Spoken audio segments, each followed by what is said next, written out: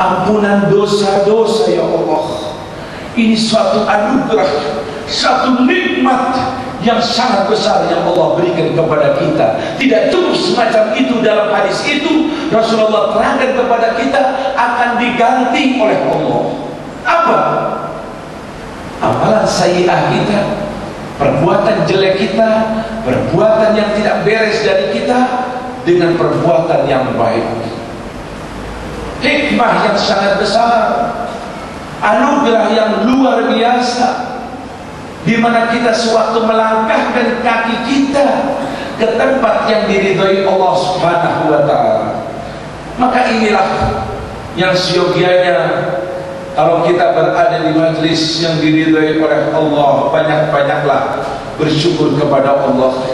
Ini suatu nikmat besar kalau umur kita lagi-lagi berada di masjid, lagi-lagi berada di majlis zikir, lagi-lagi berada di majlis maulid, lagi-lagi berada di majlis ta'lim, lagi-lagi berada di amalan yang diridhai oleh Allah.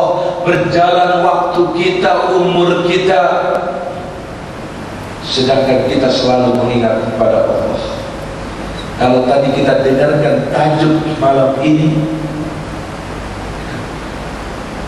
dari satu hadis yang setiap malam sudah kita bahas, dari 5 pesan Rasulullah SAW kepada umatnya agar di dunia yang sesaat ini, yang sebentar ini, betul-betul menjaga yang 5 ini sebelum datang yang 5. Ightanim khamsan qabla khamsin.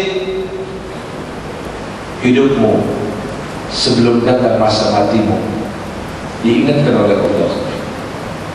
Hidupmu wahai manusia sebelum datang masa matimu, karena biar bagaimanapun usahamu, biar bagaimanapun pangkatmu, biar bagaimanapun ilmumu, biar bagaimanapun ibadahmu, biar bagaimanapun uangmu, biar bagaimanapun pasti akan datang satu saat kau tinggalkan dunia yang fana ini, dan disitulah garis finish terakhir.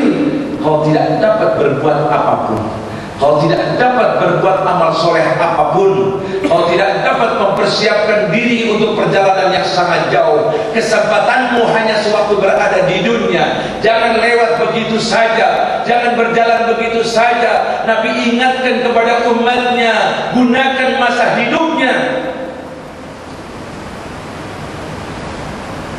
untuk satu tujuan yang akan kau lalui, yang akan kau masuki. Perjalanan yang jauh, perjalanan yang dahsyat, perjalanan yang menakutkan, perjalanan yang mengerikan.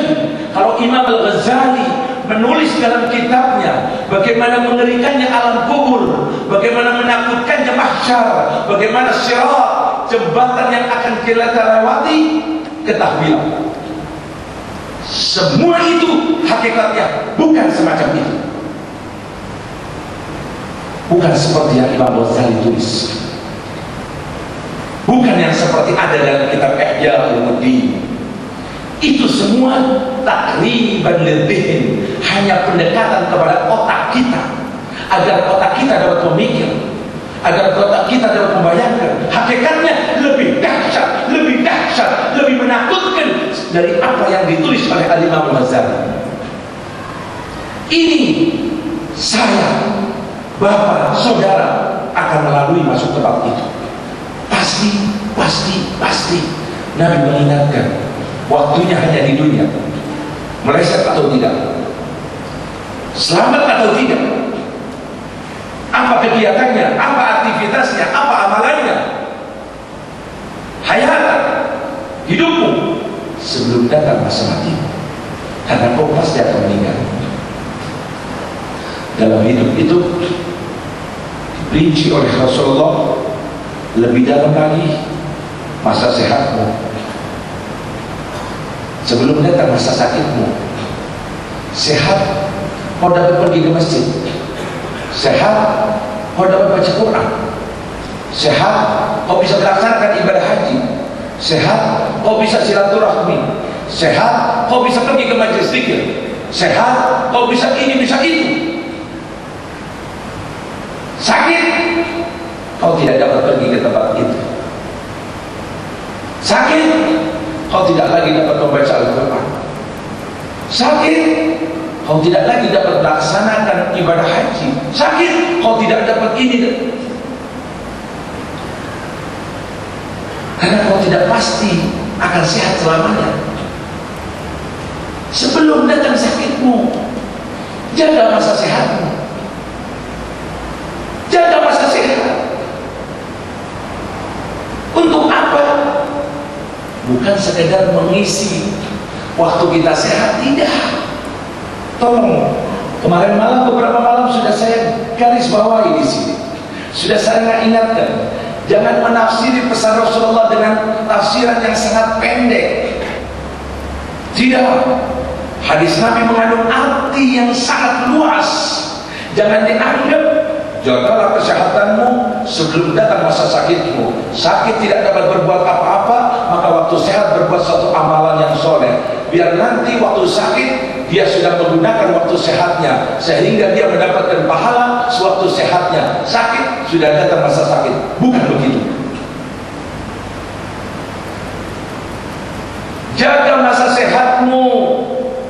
Kau gunakan selagi kau sehat ini untuk berbuat suatu amal soleh, untuk munajat, untuk berzikir, untuk beramal perbuatan yang diridhai oleh Allah. Sibuk terus dalam amalan yang diridhai oleh Allah. Datang masa sakitmu, semua amalan itu, semua yang kau kerjakan, kau biasa ke masjid, sekarang sakit tidak dapat ke masjid. Kau biasa baca Quran, sekarang sakit tidak dapat baca Quran. Kau biasa berzikir, kau ke majlis taklim, semuanya itu tidak dapat dilaksanakan karena sakit. Ketahuilah, pahala yang kita dapati sewaktu kita sibukkan diri kita, sewaktu kita sehat, tidak akan putus, terus mengalir baginya. Sekalipun kau sekarang sakit, sekalipun kau sekarang tidak berada di tempat itu, sekalipun kau sekarang tidak mengerjakannya. Kenapa?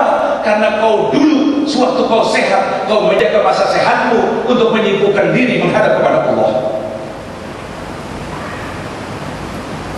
Sewaktu kau sehat, kau jaga kesehatanmu untuk selalu berada di majlis yang diridhoi oleh Allah. Bukan sekadar sehat dapat pahala, sakit tidak. Tidak. Sehat kita sibukkan jaga untuk berbuat amal soleh, sakit tetap mendapatkan pahala itu terus mengalir kepada kita. Karena sekarang sakit, Allah memberikan kita sakit, suatu ujian, cobaan, sabarkah atau tidak, sehingga kita tidak dapat berbuat amal itu. Namun dulu suatu sehat dia sibukkan untuk sesuatu yang diridhoi oleh Allah, maka pahalanya akan terus mengalir. Ini pesan Nabi kita Muhammad SAW. Ghina'aka qabla faqrik. Suatu kau punya duit, punya harta, apa yang kau gunakan dari hartamu ini? Kau kaya, kau diberi Allah uang, kau diberi Allah kelebihan.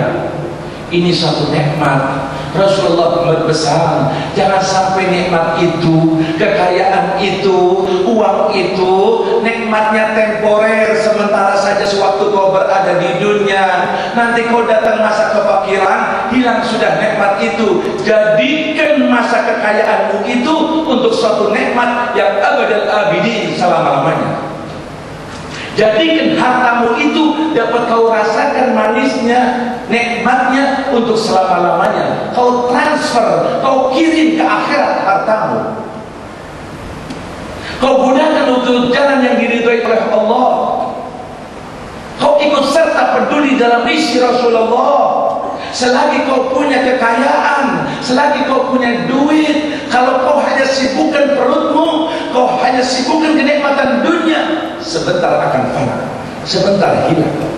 Belum lagi besok persidangan di depan Allah. Tetapi Rasulullah menginginkan selagi kau punya kelebihan, itu nikmat. Jangan kau jadikan nikmat yang sementara, tidak. Kirim untuk akhirat. Kirim untuk perjalanan yang kau sangat membutuhkan itu. Jadikan nikmat itu betul-betul abadi, bukan sekejap, bukan sebentar.